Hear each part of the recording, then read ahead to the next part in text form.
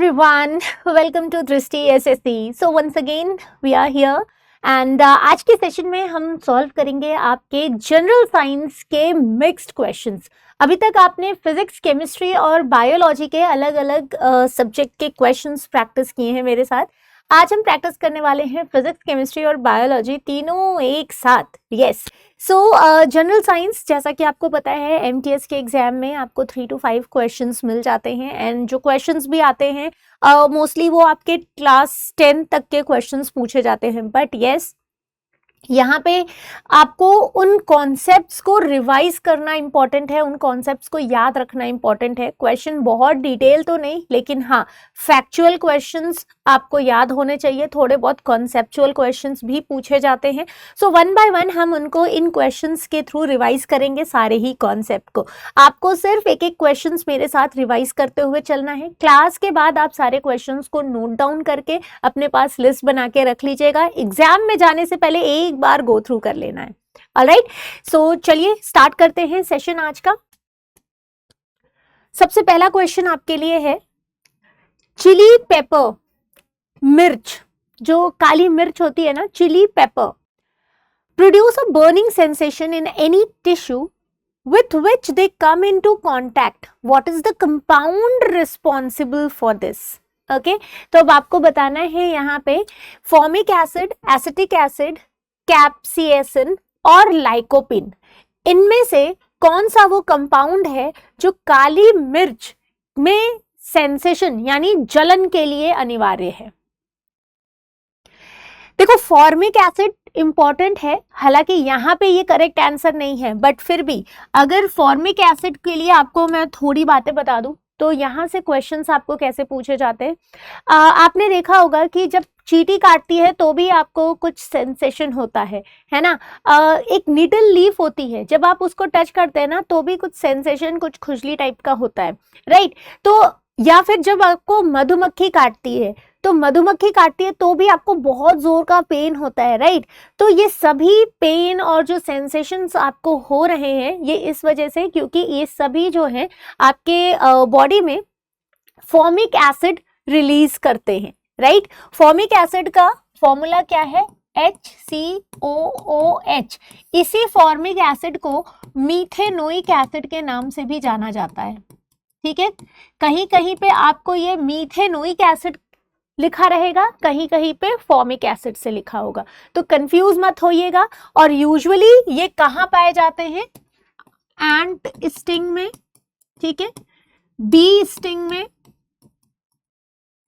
और निटल leaf sting में. यहां से क्वेश्चंस कई बार पूछे गए हैं तो इसलिए ऑप्शन में ही है, ये तो आपको पता होना चाहिए. एसिटिक एसिड्स आपको विनेगर यानी कि सिरका में मिल जाता है. ठीक है, सिरका आपने सुना होगा, उसमें जो एसिड पाया जाता है वो आपका एसिटिक एसिड होता है, जिसको कि आप इथेनोइक एसिड के नाम से भी जानते हैं. तो एसिटिक एसिड को हम इथेनोइक एसिड के नाम से भी जानते हैं.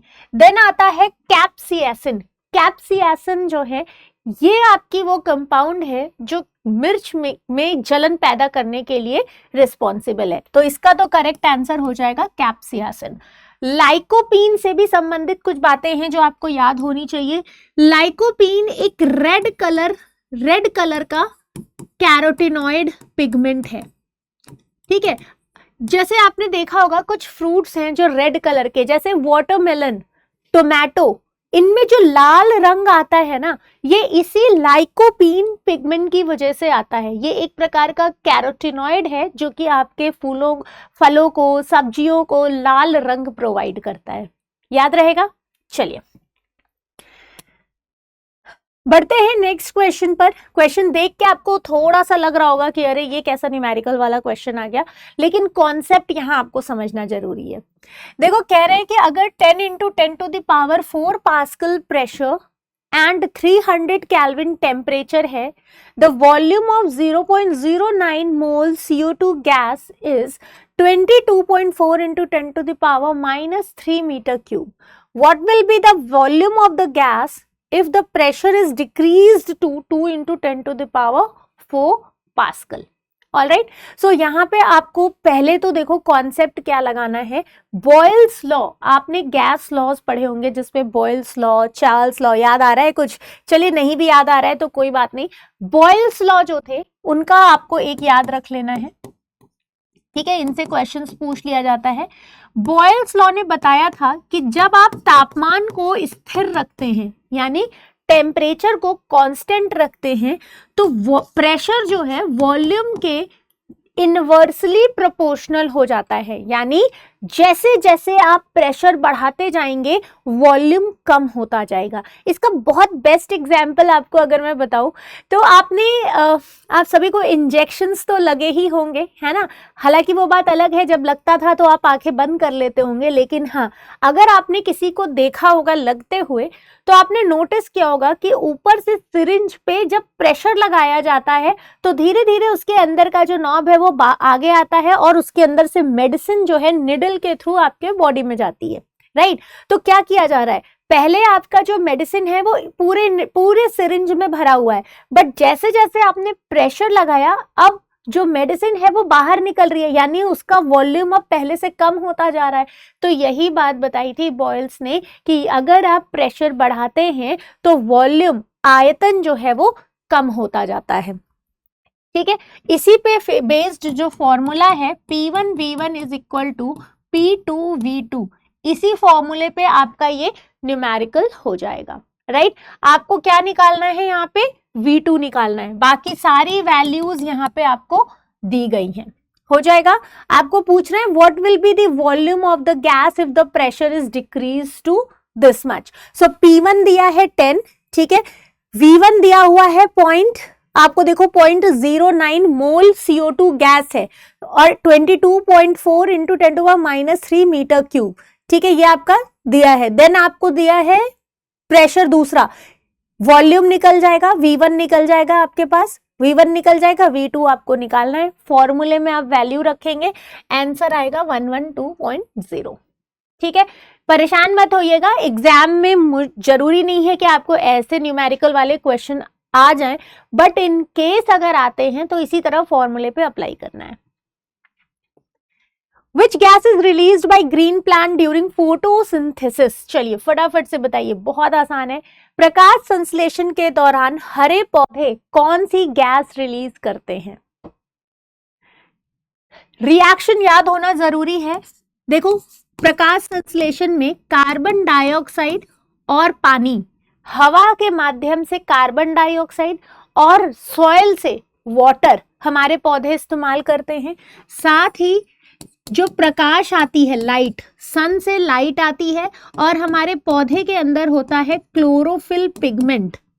याद है, प्लांट्स में हमारी जो पत्तियां होती हैं उनके अंदर होते हैं क्लोरोफिल पिगमेंट। यही वो पिगमेंट हैं जो लाइट को एब्जॉर्ब करते हैं, राइट? लाइट को एब्जॉर्ब करने के बाद ये ग्लूकोज का फॉर्मेशन करते हैं, वाटर की स्प्लिटिंग करते हैं। तो प्रोडक्ट आपको क्या मिलेगा? C6H12O6 plus O2। अब देखो यहाँ पे ये जो क्लोरोफिल पिगमेंट है ना, यहाँ से हो क्या रहा है कि ये हमारा जो वाटर है ये जब स्प्लिट होता है तो हमें ये वाला ऑक्सीजन मिल रहा है। तो कभी कभी आपको ये क्वेश्चन भी पूछ लेते हैं, जैसे यहाँ तो सीधा आपको पता चल गया कि कौन सी गैस रिलीज हो रही है, प्रकाश संश्लेषण के द्वारा कौन सी गैस रिलीज हो रही है, तो ऑक्सीजन, राइट? कभी कभी पूछ लेते हैं कि जो ऑक्सीजन रिलीज हो रहा है वो कार्बन डाइऑक्साइड का ऑक्सीजन है या H2O का ऑक्सीजन है। तो आपको याद होना चाहिए ये जो ऑक्सीजन निकला है वो यहां से निकल के गया है, ठीक है, याद रहेगा। मैं इसको ना कलर कर लेती हूँ चेंज, तो आपको याद रहेगा कि ये वाला जो ऑक्सीजन है ये यहाँ पे पहुंचा है और कार्बन डाइऑक्साइड वाला ऑक्सीजन पहुंचा है ग्लूकोज के फॉर्मूले में। चलिए, who discovered the electron? Discoveries important हैं, राइट? जितने भी डिस्कवरीज, इन्वेंशंस की लिस्ट है आपके पास, रिवाइज होनी चाहिए आपको। देखो इलेक्ट्रॉन की डिस्कवरी किसने की है?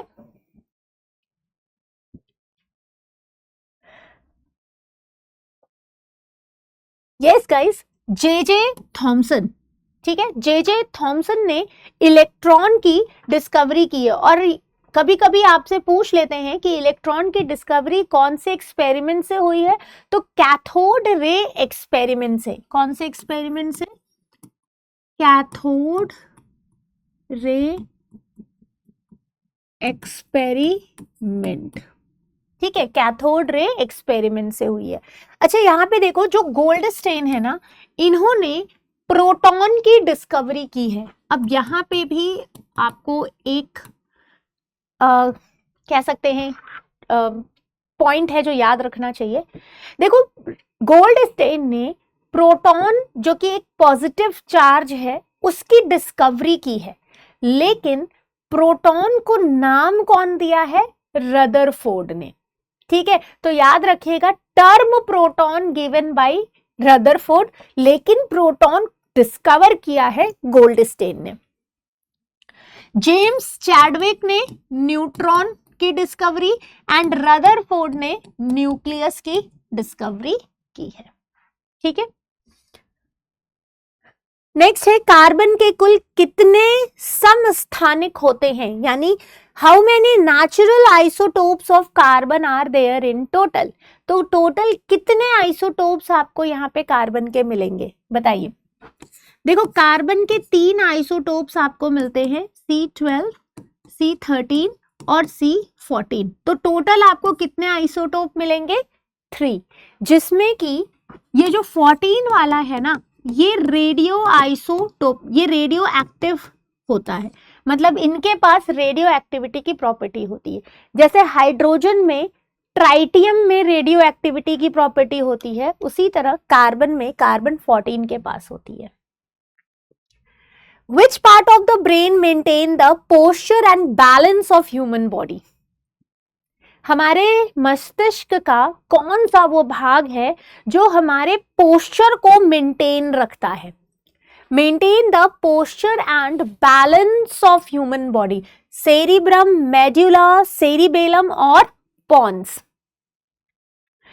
देखो, सेरिबेलम होगा इसका करेक्ट आंसर। अगर हम देखें तो ये तीनों हमारे हाइंड ब्रेन के पार्ट हैं, यानी जो पीछे वाला हिस्सा होता है ब्रेन का, उसके ये 3 पार्ट हैं, जिसमें से सेरिबेलम पोस्चर को मेंटेन करता है, तभी आप स्ट्रेट चल पाते हैं, स्ट्रेट बैठ पाते हैं, स्ट्रेट उठ पाते हैं, ठीक है, प्रॉपर बैलेंस वे में।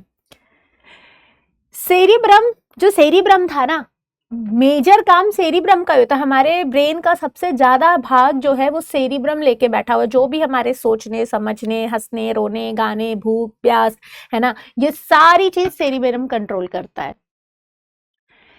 The process of protecting iron by coating with zinc is called, important question है, क्वेंचिंग, गैल्वेनाइजेशन, रस्टिंग और मेटलर्जी।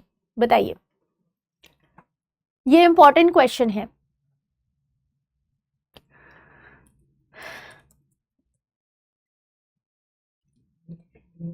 आ गया आंसर समझ में?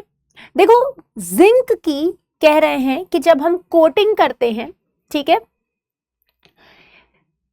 आयरन यानी कि किसी मेटल पर, तो हम उस प्रोसेस को गैल्वेनाइजेशन कहते हैं। बेसिकली गैल्वेनाइजेशन वो तकनीक है जिसमें हम धातु के ऊपर जिंक का लेप लगाते हैं।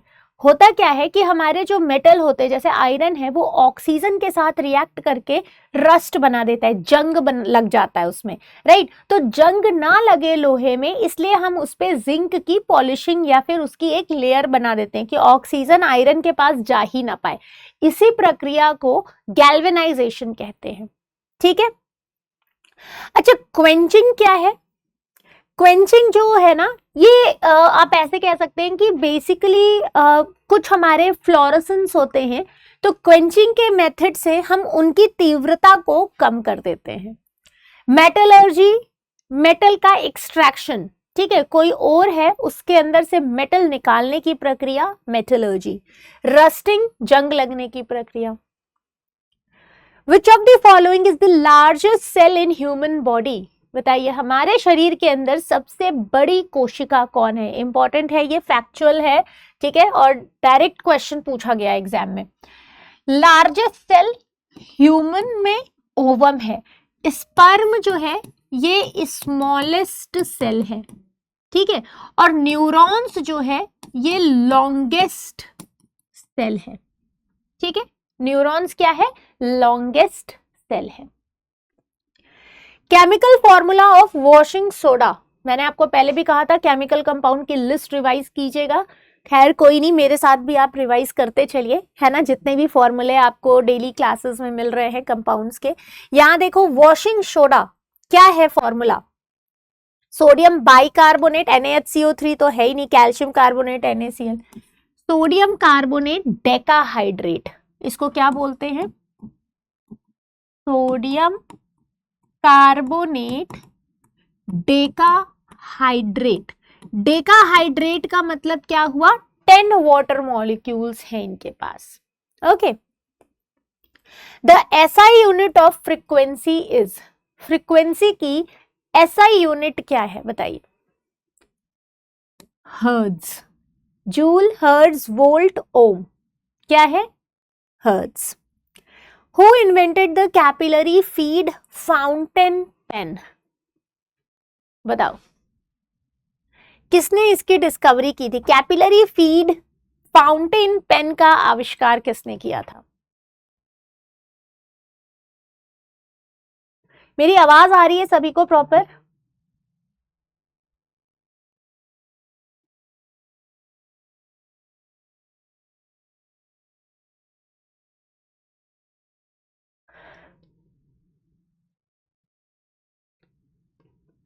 ओके चलिए, हाँ बताइए। देखो यहाँ पे एली वाटरमैन, ठीक है, एली वाटरमैन थे जिन्होंने फाउंटेन पेन, जो इंक वाली पेन होती है ना, उसकी डिस्कवरी की थी, ये भी एक इंपॉर्टेंट इन्वेंशन है। Rusting of iron is an example of reduction, neutralisation, oxidation, displacement.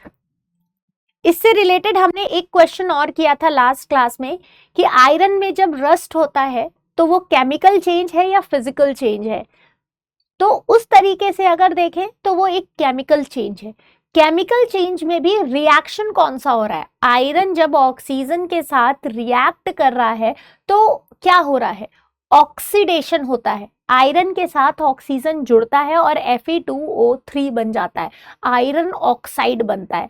तो ऑक्सीकरण की प्रक्रिया में ऑक्सीजन का जुड़ाव होता है, तो यहाँ पे रिएक्शन कौन सा हो जाएगा, ऑक्सीडेशन, ऑक्सीकरण।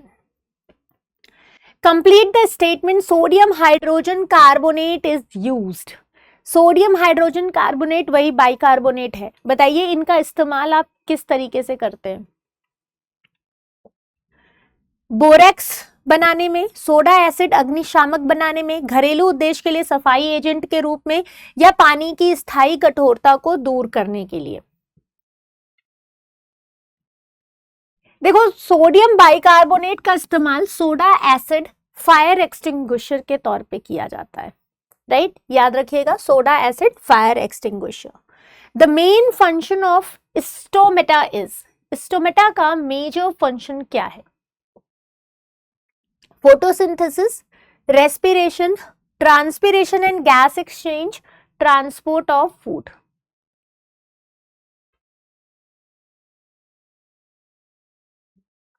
Photosynthesis, respiration, transpiration and gas exchange, transport of food. देखो स्टोमेटा जो है ना मेजरली ट्रांसपिरेशन और गैस एक्सचेंज में इस्तेमाल होते हैं, जैसे हमारी पत्तियां हैं, ठीक है, पत्तियों में स्टोमेटा होता है, स्टोमेटल पोर्स होते हैं, तो ये जो स्टोमेटल पोर्स होते हैं ना, इसी पोर्स के द्वारा बाहर से CO2 पौधों के अंदर जाता है और हमारा ऑक्सीजन बाहर आता है। साथ ही ट्रांसपिरेशन यानी वाष्पोत्सर्जन क्या होता है, एक्सेस वाटर जो हमारे पौधों में होता है वो इसी स्टोमेटा के थ्रू ही वेपर के फॉर्म में, वाष्प के फॉर्म में बाहर आ जाता है, इसको ट्रांसपिरेशन कहते हैं। देखो दो तरीके से एक्सेस वाटर हमारे प्लांट से बाहर आता है, एक ट्रांसपिरेशन, दूसरा गटेशन। गटेशन में जो पानी है ना वो ड्रॉपलेट के फॉर्म में बाहर आती है, और ट्रांसपिरेशन में जो पानी है वो वेपर के फॉर्म में बाहर आती है, ठीक है। Which acid is present in the human stomach, हमारे स्टमक के अंदर कौन सा एसिड मौजूद होता है? Acetic acid, sulphuric acid, hydrochloric acid या फिर नाइट्रिक एसिड? देखो, हाइड्रोक्लोरिक एसिड जिसको कि हम HCl कहते हैं, यूजुअली हमारे स्टमक में HCl का दो काम होता है, ठीक है। स्टमक अगर हमारा ये है तो हमारे स्टमक के अंदर जो HCl है ये दो चीजों में इन्वॉल्व होते हैं। पहला, टू किल जर्म्स, राइट। अब जो भी माइक्रो ऑर्गेनिजम्स हैं, जैसे ही मान लीजिए खाने के थ्रू कुछ माइक्रो ऑर्गेनिज्म म्यूकस से बचा करके पेट में अगर पहुंच भी जाते हैं तो वहां पे ये HCl उनको मार डालता है। तो ये इनका पहला काम है। दूसरा काम है HCl का, to activate pepsinogen, activate pepsinogen enzyme. अब देखो ये पेप्सिनोजन एंजाइम क्या है? पेप्सिनोजन जो है ना, बेसिकली ये एक इनएक्टिव एंजाइम है, ठीक है। जैसे ही HCl इसके साथ मिलता है ये पेप्सीन में बदल जाता है। पेप्सीन का काम होता है प्रोटीन का डाइजेशन कराना। क्या? प्रोटीन का डाइजेशन कराना। तो पेप्सीन जो है प्रोटीन का डाइजेशन कराने में मदद करते हैं, ठीक है। लेकिन पेप्सीन हमारे स्टमक में कैसे बनते हैं? जब पेप्सिनोजन HCl के साथ जुड़ता है। तो HCl हमारे पेट में रिलीज होता है, दो काम करता है डाइजेशन की प्रक्रिया में। ये एक तो पेप्सीन को बना रहा है, एक्टिवेट कर रहा है, दूसरा जर्म्स को किल कर रहा है। याद रहेगा सभी को? चलिए, तो इसी के साथ आज का ये जो लेक्चर है यहीं पे एंड करते हैं, ठीक है। मिलते हैं आपसे नेक्स्ट क्लास में फिर से इसी तरह नेक्स्ट जनरल साइंस के कुछ MCQs के साथ। मीनवाइल आप सभी आज जितने क्वेश्चंस प्रैक्टिस किए हैं, एटलीस्ट इतने क्वेश्चंस की लिस्ट बना के रखते जाइए। जितने भी क्वेश्चंस हम करेंगे वो सभी इंपॉर्टेंट होंगे या कभी ना कभी आपके एग्जाम में आए हुए हैं। ऑलराइट, तो इस तरह ध्यान में रख के आप सभी क्वेश्चंस को रिवाइज करना। ओके, किसी क्वेश्चन में कोई डाउट अगर होता है तो आप मुझे कमेंट सेक्शन में भी पूछ सकते हैं, बता सकते हैं। ऑलराइट, आई होप आपको सेशन अच्छा लगा होगा। मिलते हैं बहुत जल्दी आपसे अगले सेशन में। Bye bye, take care.